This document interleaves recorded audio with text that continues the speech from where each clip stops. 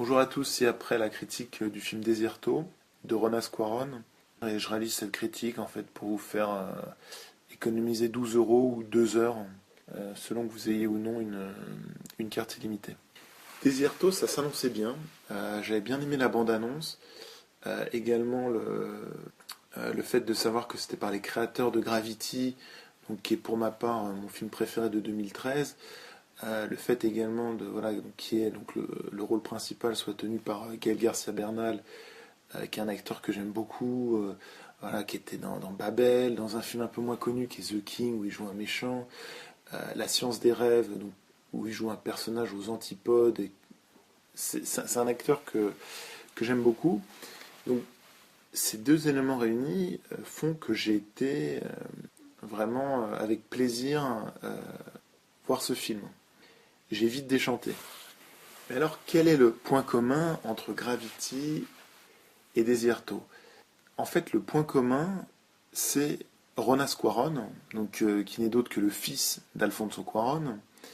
Ronas Cuarón a 35 ans, c'est son premier film, et il a participé à l'écriture de Gravity. Voilà, donc si Ronas Cuarón occupait un rôle plutôt mineur sur Gravity, là, il faut savoir que sur Desierto, il est à la fois producteur, scénariste et réalisateur. Donc les trois postes les plus importants. Donc c'est vraiment un film de Ronas Cuarón. Voilà, il est entièrement, on va dire, quasiment seul maître à bord. Il est entièrement responsable du film. Le pitch du film est pas mal. On suit 10 Mexicains qui essayent de regagner les États-Unis parce qu'en fait ils passent la frontière relativement facilement, mais bon le truc c'est qu'en fait ils sont dans un désert et il y a 3 jours de marche pour rejoindre donc la ville américaine, la première ville américaine. Et malheureusement pour ce gentil groupe de Mexicains, dans le désert, il y a un Américain qu'on peut qualifier de psychopathe, donc qui fait sa patrouille. Bon, parce qu'il estime que les policiers, enfin les gardes frontières font pas suffisamment bien le boulot. Et lui, sa solution, bah, c'est assez radical, c'est l'exécution sommaire au fusil de chasse. Voilà. Donc le pitch et je trouve l'idée de départ était plutôt pas mal. Donc Desierto reprend ce principe qu'on avait vu dans Gravity, à savoir donc suivre un personnage dans un parcours du combattant, dans un calvaire, dans une épreuve insurmontable. Dans le film Gravity, donc on suivait Sandra Bullock, là on suit Gaël Garcia Bernal. C'est également le même principe dans le dernier film du papa, donc Alfonso Cuarón, The Revenant. Euh, on parle d'ailleurs de films christiques. Voilà, c'est un véritable. Voilà, ce sont des films qui montrent des véritables chemins de croix. Donc là où les films du père montrent très bien le calvaire du personnage principal, le font même ressentir au spectateur, embarque le spectateur dans le calvaire du personnage principal. Enfin, combien de fois dans Gravity on retient son souffle?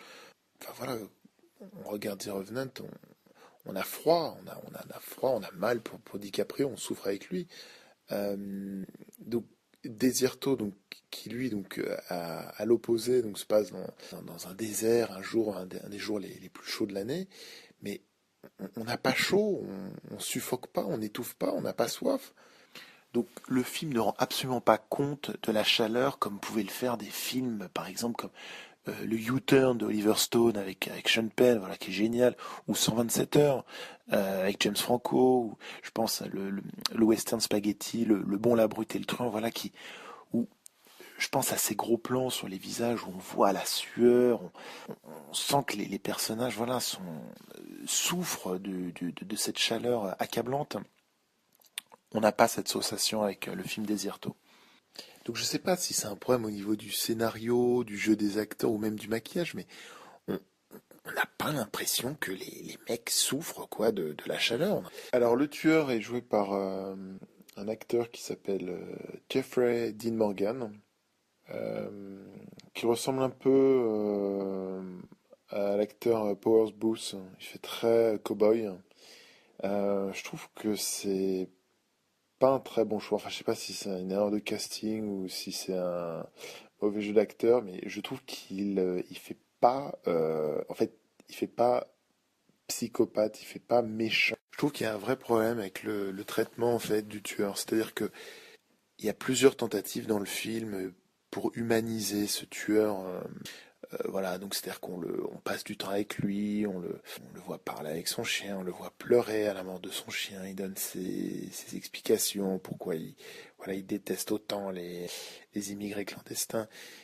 Et à côté de ça, on le voit, enfin, exécuté, mais enfin, je veux dire, comme un boucher dit mexicain, mais on est en mode, c'est Halloween, c'est vendredi 13, enfin, c'est vraiment le croque-mitaine, gros bourrin qui tire sur tout ce qui bouge. Il y a beaucoup d'incohérences, par exemple avec l'arme du tueur. Donc c'est un fusil de chasse.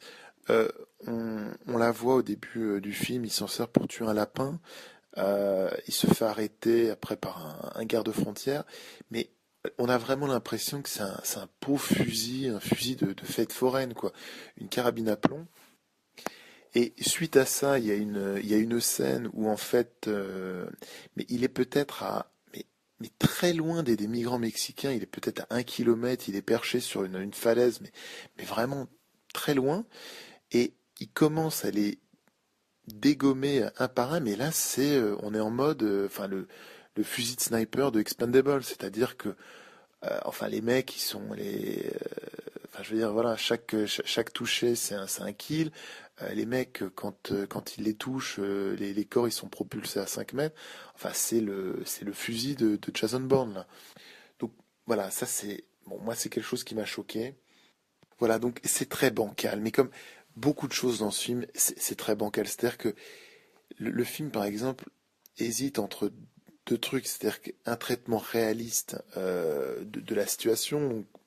C'est-à-dire que c'est quasiment en fait, les 10 premières minutes du film, donc le passage de la frontière par les Mexicains, c'est quasiment filmé comme un documentaire. Il y a des tas d'aspects très réalistes dans le film.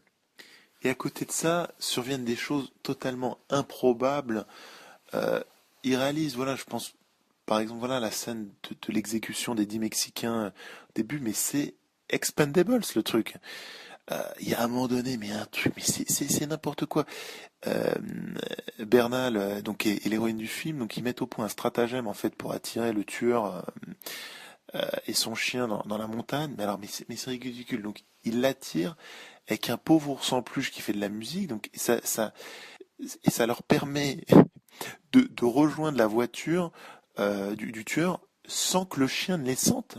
Mais le chien, il sent des Mexicains à 10 kilomètres. Donc il s'enfuit avec la bagnole. Euh, donc il roule à fond, mais je sais pas, peut-être pendant 30 secondes du film, donc je sais pas, 1 kilomètre, peut-être même deux kilomètres.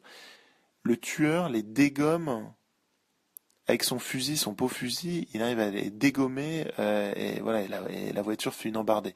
Donc c'est un vrai souci dans ce film, c'est-à-dire que ce genre de séquence, mais qui est complètement tiré par les cheveux, cohabite avec des séquences euh, voilà, de films réalistes, limite documentaires. Deux remarques rapides pour terminer. Il y a une scène étonnante en fait, la scène de rencontre entre le tueur qui s'appelle Sam et un garde-frontière. Et en fait, on les voit les deux descendre de leur voiture et s'approcher l'un vers l'autre. En fait, il y a un plan d'ensemble, on voit les deux voitures et les deux corps en fait en dehors de ces véhicules. Et en fait, les véhicules apparaissent énormes comparé à la taille des corps. Voilà, on a l'impression vraiment que les véhicules sont bien plus hauts euh, que les individus. Ils font vraiment petits. On a vraiment l'impression que ils conduisent des chars d'assaut. Et très clairement, je pense que là, c'est un effet spécial, un trucage. Donc, parce qu'après, il y a des plans où on voit en fait le tueur à côté de sa voiture et voilà, enfin, le véhicule paraît de taille beaucoup plus normale. Donc je sais pas pourquoi ça a été fait comme ça, mais en tout cas voilà, c'est vrai qu'il faut se dire que les trucages, c'est pas forcément les images de synthèse, c'est pas forcément pour réaliser des choses impossibles, ça peut aussi être pour euh, voilà, peut-être donner plus d'importance ou moins d'importance voilà, à certains éléments visuels. Et enfin, l'autre point dont je voulais parler, c'est la fin. Spoiler alerte, bon, enfin, en même temps, on s'en fout vu que vous n'allez pas aller voir ce film. En fait, Desierto et The Revenant se terminent de la même façon, c'est-à-dire qu'en fait, le héros persécuté décide de ne... Donc si vous avez aimé Gravity et que vous avez envie de voir le nouveau film de l'équipe de Gravity, la vraie équipe, allez voir The Revenant qui se joue encore et n'allez pas voir Desierto. À bientôt.